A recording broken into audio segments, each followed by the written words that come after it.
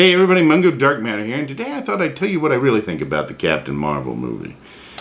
I guess I should say spoiler alerts if you haven't seen the movie yet, because I might say some spoilers. I'm just going to ramble in this, frankly, so just be careful, if you know what I mean. If you haven't seen it yet, maybe you shouldn't be watching this. At any rate, I thought the movie was okay. I didn't think it was great. I didn't think it was terrible. I don't think it was the worst MCU movie. In my opinion, that was the Incredible Hulk movie with Ed Norton. I just didn't like that movie as far as the MCU. I thought it was one of the weaker ones. I think this movie's a little bit better than that. Some people say the original Thor movie was the worst MCU. I disagree with that. I enjoyed that movie, but that's just my taste. So I'd put it above the Captain Marvel movie. Some people would probably put it below it. But certainly it's not the best of the movies. It's not up there with Iron Man or Captain America. Part of the problem, I think a lot of the problem is with the actual character itself. The concept is great. I like the fact that she was a pilot. I wish they had gone more into that in the beginning to introduce the movie, kind of like they introduced Captain America when he's trying to join the military and everything. I think that would have made the movie more compelling, actually. But the other problems I see is as far as superheroes go. When you have a superhero, there are like two really big elements I think you need. One is they have to obviously have superpowers, but they have to have some sort of a unique superpower. Otherwise, all superheroes would be kind of the same. So they're going to have things in common, powers in common, but you really want some particular thing that's unique about the character, and you also want a particular weakness, or some weakness that's kind of the opposite of their strength. If we go into and we look into Unbreakable, the character there of Bruce Willis is a superhero, and he has incredible strength in everything, but his weakness is water. And if you look at Superman, which is the typical one, he has super strength, but kryptonite makes him weak. Stuff like that. So we kind of know, character's going to be in trouble now. They figured out what his or her weakness is, or they're going to run into what their weakness is. And so I think that's key in a superhero. We don't see this with Captain Marvel, really.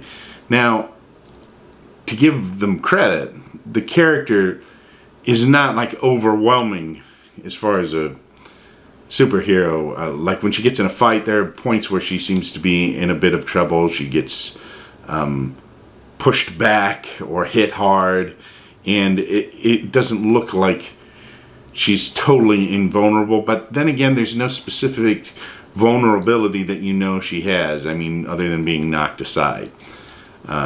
With Iron Man, without his suit, he's not strong.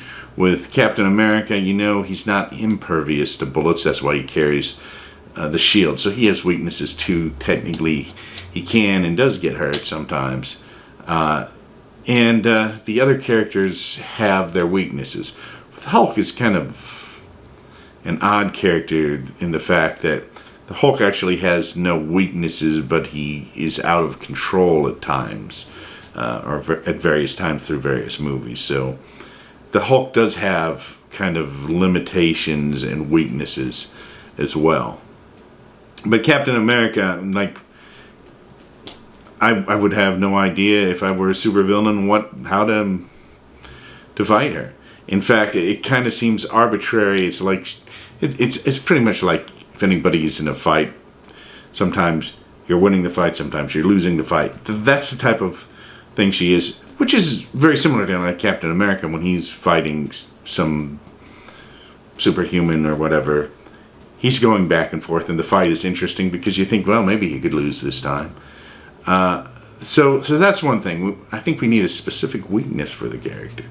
Character is also a newer character. I think this kind of incarnation of Captain America, Carol Danvers, came out 2012 or something like that. It's not that old. When I looked it up, I was kind of surprised.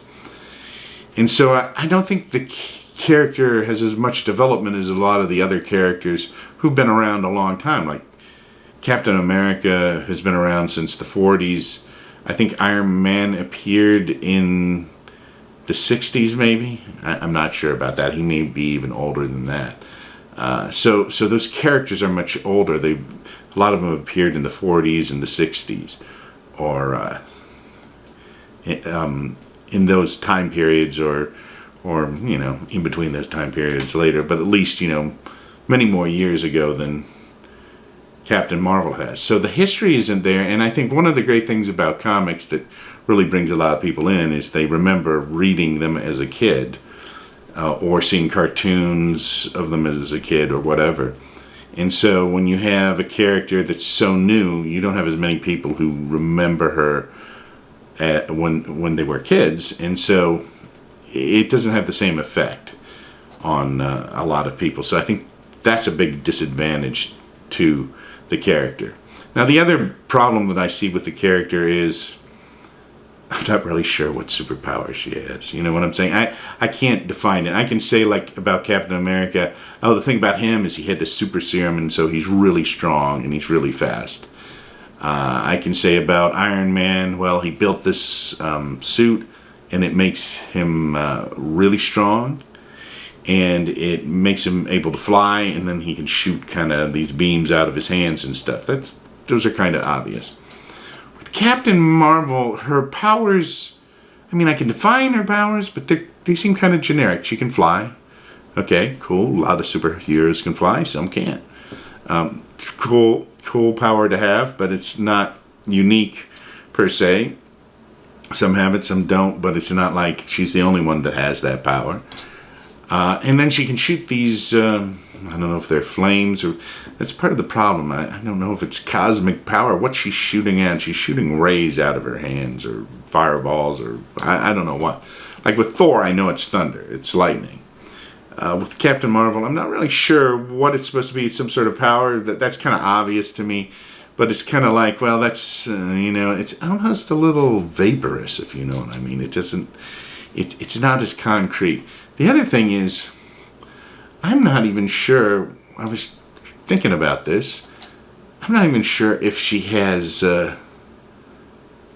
superhuman strength. I guess she does, but it doesn't really seem, I mean, it seems like she's strong, but it doesn't seem like she's superhumanly strong.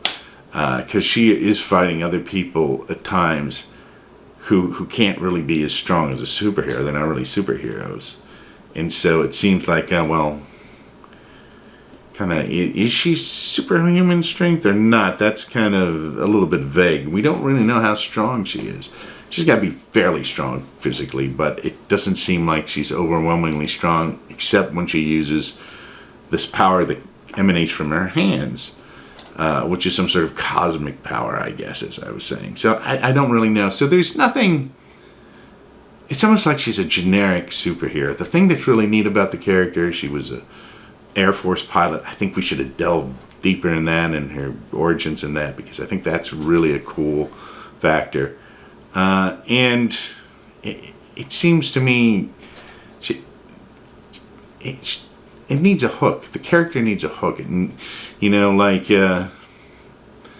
all of the characters in the MCU have some sort of hook. Like the Hulk's hook is he becomes powerful when he becomes angry. So you know that.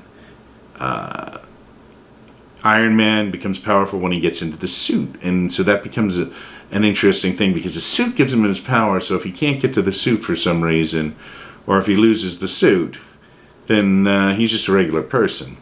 So all of those things are interesting. They're dynamic to it, and I think that's lacking in this. But I'm hoping, like in future movies with Captain Marvel, they'll develop something that's a little more interesting or unique. If I go back to Bruce Willis in Unbreakable, he was supposed to be a superhero in that. He did have superhuman strength. It looked like. And his weakness was water, as I mentioned. But also another thing about him is if he brushed up against somebody, he had some sort of psychic powers where he could see if they were good or evil, or if they had done something. So that was kind of his unique power in that. So that added to it. So the fact that he's superhuman, he is and cannot be injured, is kind of a generic superhero thing, but when you add the part about the water, that he has a weakness if he gets wet, he loses his strength. That makes him kind of unique. So his weakness makes him unique, and the other strength that he has is some sort of psychic power. So those are the basic things I'm thinking about this movie. Overall, like I said, it was a pretty good movie. It was a pretty good movie. It wasn't terrible. I think Brie Larson did a good job acting in it. I think any problem you might have with Brie Larson's acting in it isn't really her acting. It's kind of the directing. She doesn't, at points, she doesn't seem to have, or she seems to be a little bit too stoic or not as emotional, which is what the director told her to be in it, just because of the character storyline. And I think really so that made her character a little bit flat, because she was less emotional, although I thought she did actually put some emotion into parts of it that were really good. So I have no complaints about her acting. I thought she did good, and in fact, I will say this, I think she was actually better in the Avengers Endgame movie.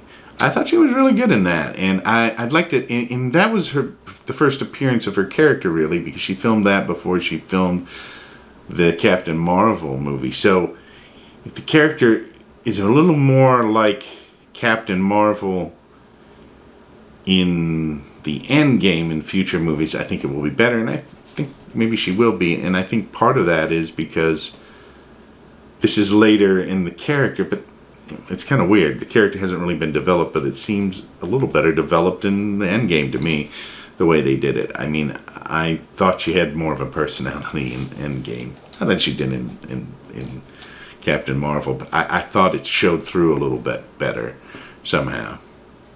And anyway, that's what I think about Captain Marvel. It was a pretty good movie. I have no complaints about it. Not one of my favorites. I would say, I don't know what it comes up to on my favorites. It's not in my top 5 favorite MCU movies, definitely. But I think it was worth seeing. You don't really need to see it before you see Endgame or anything like that. And, well, that's pretty much all I think. I think I've rambled on long enough about this movie. Probably far too long, really, when you come down to it. I'm Mungo Dark Matter, and whatever you do, enjoy the movies, enjoy the day, get out, enjoy the sunny day. It's a little late in the afternoon here, but I'm going to go back out again. I was out earlier. I'm going to go back out and enjoy a little bit more sunshine before the sun set. I almost messed that up. That was like a tongue twister, wasn't it? I'll be seeing you.